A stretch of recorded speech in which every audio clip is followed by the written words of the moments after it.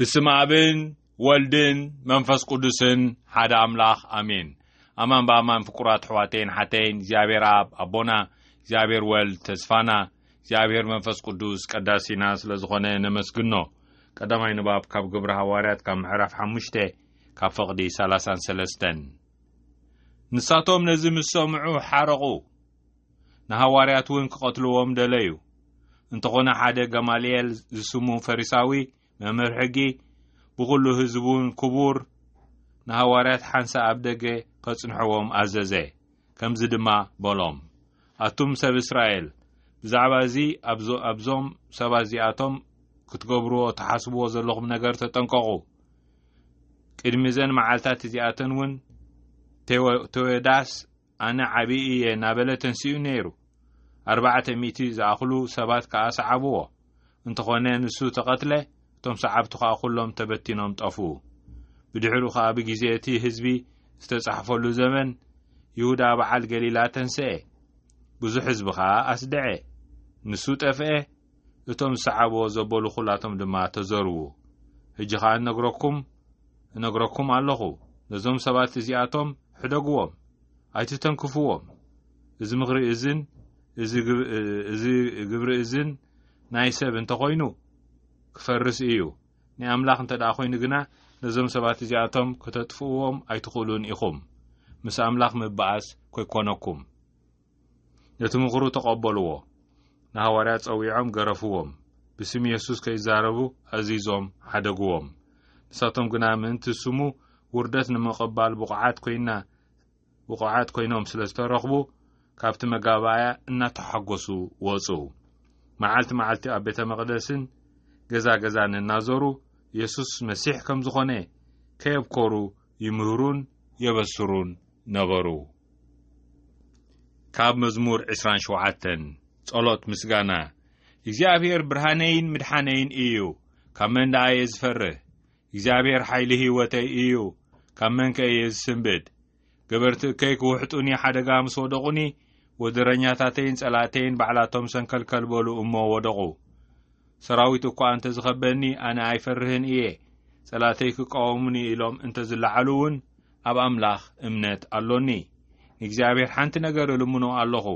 ጽባቐ እግዚአብሔር ንምርኣይ ኣብ መቕደሱን ክደልዮ ሙሉእ ዕድመይ ኣብ ቤት እግዚአብሔር ክነብር ልምኖ ኣለኹ ንሱ ብመዓልቲ ጸበባ ኣብ ዳሱ ክሓባኣኒ ኣብ ውሻጠ ድንኳኑ ክኽውለኒ ኣብ ጽኑዕ ከውሒ ልዕል ከብለኒ እዩ ሽዑ ኣብ ልዕሊቶም ከቢቦምን ዘለዉ ጸላተይ ክዕወት እየ ኣብ ድንኳኑ እውን መስዋዕቲ ብእልልታ ከቕርብ ንእግዚአብሔር ክዝምረሉን ክውድሶን እየ ኦ እግዚአብሔር ኣባኻ ክምህለል ከለኹ ስምዓኒ መሓረኒ እሞ መልሰለይ ንዓምልኸኒ ምስ በልካኒ እንኹ ኦ ጐይታ ይበልኩ ገጽካ ኣይትሕበኣለይ ንዓይኒ ባርያኻ ተቖጢዕካ ኣይትደርብየኒ ንስኻ ረዳየ ኢኻ እሞ ወአምላኽ ድሕነተይ ኣይትጠንጥነኒ ኣይትሕደገኒ ኣቦይ ናደይን እኳ እንተ ጠንጠኑኒ ንስኻ ኦ እግዚአብሔር ትርንበኒ ኢኻ ኦ እግዚአብሔር መንገድኻ መሃረኒ ጸላተይ ብዙሓት ስለ ዝኾኑ በታቕንዕቲ መንገድኻ ምርሓኒ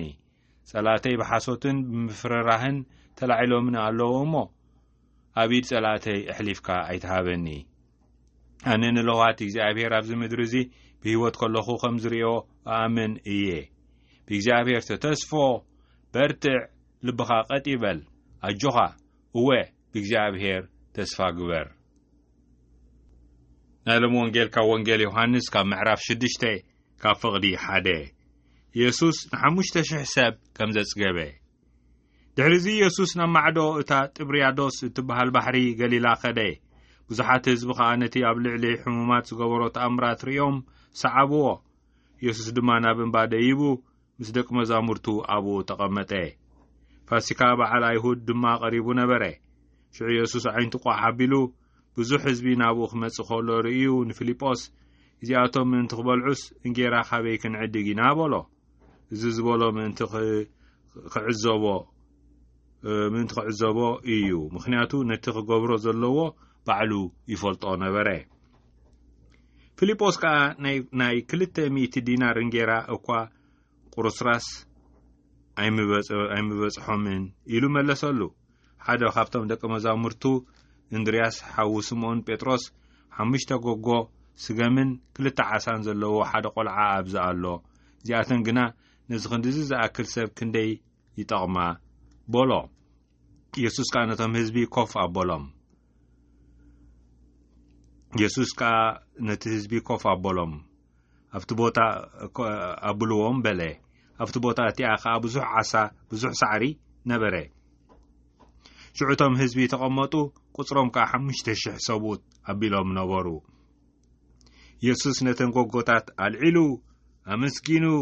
ነቶም ዝተቐመጡ ሃቦም ካብቶም ሓሳታት ከዓ ኸምኡ ከከም ዝደልይዎ መቐሎም ምስ ጸገቡ ድማ ደቂ መዛሙርቱ ሓንቲ እኳ ከይትጠፍእ ንዝተረፈ ቁርስራስ ኣክብዎ በሎም ስለዚ እውን ኣከብዎ ተረፍ እቶም ካብቶም 5 ጎጎን ስገምን ዝበልዑ ከዓ 12 መሶብ ቁርስራስ መልኡ እቶም ህዝቢ ከዓ ነቲ ኢየሱስ ዝገበሮ ትእምርት ሪኦም እዚ ብሓቂ እቲ ናብ ዓለም ክመጽእ ዘለዎ ነቢ እዩ በሉ ኢየሱስ ድማ ብሓይሊ ሒዞም ከንግስዎ ይመጹ ከም ዘለዉ ፈሊጡ ከም በሓድሽ በይኑ ናብ እምባ ኣልገሰ እዚ ብስራት ወንጌል ጎይታና እዩ ብሓቂ ፍቁራት ኣሕዋተይን ሓተይን ኣብዚ ብሩኽ ዘበን ናይ ትንሣኤ ክርስቶስ ሕያው እዩ ንሕና እውን ክርስቶሳውያን ሕያዋን ንኸውን በኣውን ምሳኡን ናኣውን 50 መዓልታት ኖና ቤተ ክርስቲያን ሰሪዓትልና ምእንቲ ክንርድኦ ክነስተማቕሮ ክንምከሮ ነዚ ዘበነ ትንሣኤ ብሓቂ ነዚ ኣብዚ ናይ ሎም ወንጌል ክንሪኦ ከለና እንጀራ ብዙሕ እንጀራ ኮይኑ ኣፍሬ ነዚ ክንዚ ሽሕ ዝኾን ህዝቢ እንጀራ ካበይ ከነምጽኢና ነይርታ ሓደ ዓቢ ሻቕላ ከመይ እንጀራ ፍቁራት ኣሕዋተይን ሓተይን ብዘይ እንጀራ ክነብር ይኽእል እዩ ኣይብልን እቲ ወንጌል ታይዳይ ብእንጀራ ጥራይ ሰብ ክነብር ኣይክእልን እዩ ብእንጀራን ብዓደስን ጥራይ ክነብር ኣይክእልን እዩ ኣማን ብኣማን ግን እንጀራን ዓደስን ኣየድልን እዩ ኣይብልን ግድን የድሊ ፍቁራት ኣሕዋተይን ሓተይን ከም ሰብ ንኽነብር ስለዚ ንሪኦም ኣለና ኢየሱስ ነዚ ኩሉ ህዝቢ ምስ ረኣየ ይብል ዓይንቱ ቆ ሓቢሉ ብዙሕ ህዝቢ ናብኡ ክመጽእ ከሎ ርዩ ንፊልጶስ እዚኣቶም ምንቲ ክበልዑስ እንጀራ ካበይ ክንዕድግ ኢና በሎ ስለዚ ናይ እንጀራ ሕቶ እዩ ኣብቲ ምድሪ ዘለዉ ሕጂ ንነብር ዘለና 8 ቢልዮን ኣሕዋትን ሓትን ደቁ ነቲ ፈቃር ኣምላኽ እንጀራ ዕለታዊ እንጀራ ዘይረኽቡ ኣሕዋትናን ሓትናን ብዙሓት ኣለዉ ኣብቲ ሰሜናዊ ክፍሊ ናይ ዓለም ከዓ እንጀራ በዚሑስ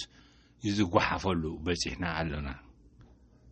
ብሓቂ ይመሓረና ስለዚ ናይ እንጀራ ሕቶ ኣሎ ወትሩ ኣሎ ኣብ ታሪክ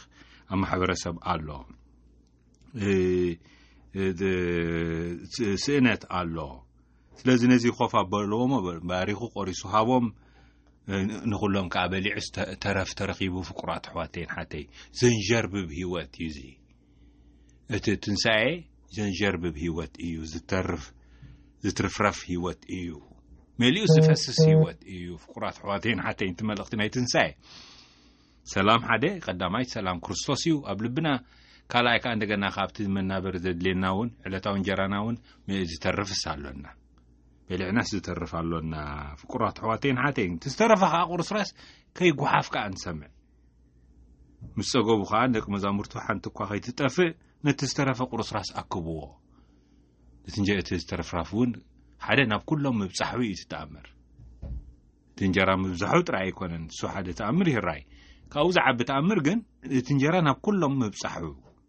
ንሱ እዩ ናብ ኩላትና ክነብጻሕ ይከኣልናን ዘለና እቲ እንጀራ ምፍራይ ክኢልና ኣለና ብሳይንስን ቴክኖሎጂን ፍቁራት ኣሕዋተይን ሓተይን ኣብ ዘለናዮ ዘበን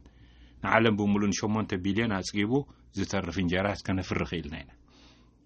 ናብ ኩሉ ግን ከነብጽሖ ኣይተረኸብናን ከመይ ስስዐ ዝበሃል ኣምላኽ ስለ ዘሎ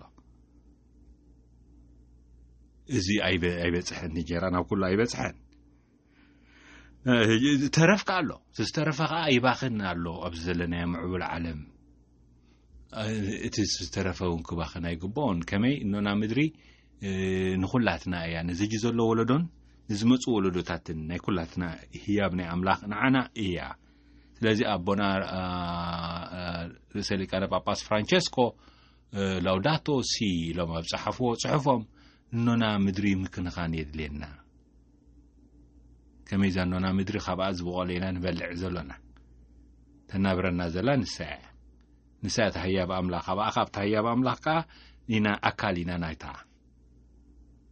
زي كل تهيوت تتحاز سلازغونه سلازي نسو تصقاها زي ما بخان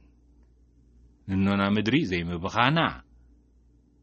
ازي انريو عمص يسنون رسون سلازي environmental justice يبلو نو نسنا فطرت زري قفعون علينا سلازي نعو كي غحف كبلو من كل اندري تصرفون كي ترفي كوبو خلو كمين جرا خو يوبتن بعلنا وانت داريخمو زودق انجرا كي ترفي تسلم بيلنا نبلعينا على بيلنا كمين تعمل هيجيني كاي كون كتبلو تقول بز جزلو الرايه نسي كون انت نتبت انتاي انجراس بروخ برخات ايو نمدري انجرا نخت فري غيرو املاح سلاز فطرا بتبرختنا يتا سنه فطرت كا برختنا خوينا تنابرنا سلازلا اننا مدري نز كله منفساونا تالو بتنا تنساي از الله انجرا الله فقرات حواتين حتى ينزترف كمان نزيتي تأمر عبي تأمر زلو أبزي نسي نعوها نحن خنستمقرو خنمكورون خنستمقرون كمي اتي هيوت هبكا روحن تنفاسن هبكا باو تنبر باو تنقساقس باو هياو تخون املاخ هياو املاخ كمي مستقولو هبكا دا انجرا زي بكا كتامنس تخلو كتتامامن تخلو بتي هياو املاخ هيوت ذهب املاخ انجراس كم زبكا نصعرون كم زوفركا انجرا خمص صعر يدلي اذا كتامن تخلو يتحلت املاخ بسنة فترات جيروز جبرو أملاخنا عين عخان أخي نقولاتنا شو بليون بعران بأمثالني أملاخ استفترنا بزوان زلنا نعو خنا استماقرو فقرات حواتين حتى تنسأي حدا ملكوتو نسوئيو تحريتهم هزبي يبل بحقي ناب عالمكم متصزلو نبي إيو بولتهم هزبي كيف يبوهم تم هزبي تحقيسا كومي نحر قعت بلعنا فقرات حواتين حتى قيحت سبع بلعنا بحق بهيزب لنا كيف بناي نقولاتنا قومي بحق تحقيسهم زي مبار بحق زي تنكمص زلو نبي يبولو شعود فتنا راي ونايتهم حزبي يسوس دما بحايل حيزهم كنغسو يمصخم زلو فليطو كم بحدش بينو ناب انبا الجسات فتنا رايو انجرا نحرامتيو تنغسوخ سلاز كاب نغس انجرا نصبلنا فقرات حواتين حد انجرا نحرامتيوم غويتانا نغس ولا حنت صقيم يبلنا زنغس نغسنا زبرق صحينا يلنا نخيد افتبهالو خونه افتي هايمانوت كونه حد غزيف حدغا زلوسي بعصيرو نغس ممص انجرا خوخونو ناس نصبيو مالناي امدرو زلو نغس امدرو زلو نغس انجرا خمصولنا يكونو ناو زلو كغوزونا يماو زلو ناي كلنا هاغرات كغوزو يماو زلو انجرا انتن خونه نعرسم تي انجرا خمصو انت زي كوينو نتهزب بملو بحالة يلوز نجسة يبلنا فقرات حواتين حاتين بتاريخنا على ساعجي سلازي أو إمنتنا خنجبر يبلنا حدا تتمسع منجستك كنقولون تاي منجست أملاخيو نقول لن منجستات كأبو يمت أنا زلوان منجستاتنا علم ما هفتي منجست أملاخنا قربا خدا منجست فقري منجست فتحي منجست سلام مالتناي ناوجس وزنا عبياخ خداي نجس خدا ناوجسن نبي نفت منجست أملاخ جسن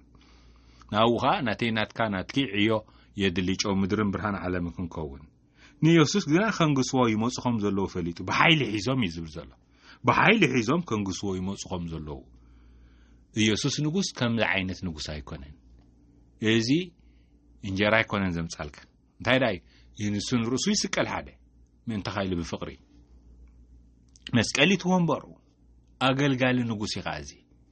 أقول قولوا نزبل هيكونن كجزاكم زبل هيكونن زي سلازي نقسنت يسوس عيني نقسنتنا يسوس كلا عينة مخانو يتحدى حدقا تم سعبتو تتصبين بوزنوبر انتاي كابتناي روماو جزات نصا خوصوم امو بعلو خا اخنا قصلو مخنات انجراي بزحي خا زلو انجرا زبزح انت دا خوينو نغوس يفتاي حدا خفت فتناتات هبت ربع صوم زنبر خانسي شيطان كفتنون كله سخاب حقي ود املاخ تداخون كاس نزي منزي ناب انجرا قيرو يزولا كمي انجران حرق يرو يسوس حدا خاو خبل عيطمي زل نرسو قال ايكا نتهزب خعد لي نتامن بمولو ناب انجرا تقيرو سلازي انجران بن انجرا اخذ كون تعدي بكتم حزب خا خنغسوا مزجن ري زلنا فتنه شيطان اذا فتنه زي اخ قربا خلو تري ابا يسوس ملسان دحرا ذكركم تاتبل ሰብ ብንጀራ ጥራይ ኣይነብርን በትኻብ ኣምላኽ ኣፍ ዝወፅእ ህያው ቃል እምበር ስለቲ ህያው ዝገብረና እንጀራን ዓደስን ኣይኮነን ልክዕ ንኽነብር ኮ የድልየና እዩ ከም ሰብ ግን ህያው ዝገብረና እቲ መንፈስ እዩ መንፈስ ቅዱስ ወሃቢ ህይወት ዝኾነ መንፈስ ቅዱስ ኣምን ይብልና ሃይማኖት ስራሕ ክንደግሞ ከለና ተቐዳሲ ወሃቢ ህይወት ዝኾነ መንፈስ ቅዱስ ህይወት ዝህብ ንሱ እዩ ስለዚ ፍቁራት ሕዋቴን ሓቴን ኣብዚ ዘበነ ትንሳኤ ዘበነ ህያው ክርስቶሳውያን ኩሉ ጎርበብ ገዲፍና ብሓቂ ክንንቀሳቐስ ንተመክሮና ህያው ምዃን ክንመክሮን ከነስተማቕሮን እሞ ብሓቂ ከዓ ንሕና ኣብዚ ትንሳኤና ንኣሕዋትናን ሓትናን ካሒዝናዮ ምእንቲ ክንትስእ ህያው ምዃን ጨው ምድርን ብርሃን ዓለምን ምእንቲ ክንከውን ሓቢርና ንጸሊ ኦ ጎይታ ናይ ሰላምካ መሳርሒ ግበረና ጽልኢ ኣብ ዘለዎ ፍቕሪ በደል ኣብ ዘለዎ ምሕረት ጥርጥር ኣብ ዘለዎ እምነት ተስፋ ኣብ ዘይብሉ ተስፋ ጸልማት ኣብ ዘለዎ ብርሃን ሓዘን ኣብ ዘለዎ ባህታ ግፍዒ ኣብ ዘለዎ ፍትሒ ማእሰርቲ ኣብ ዘለዎ ፍትሓት ከም ንዘርእ ግበረና ኣሜን ስብሃትና ኣብን ወልድን መንፈስ ቅዱስን ይኹን ጥንት ከም ዝነበረ ሕጅን ወትሩን ንዘላለም ዓለምን ኣሜን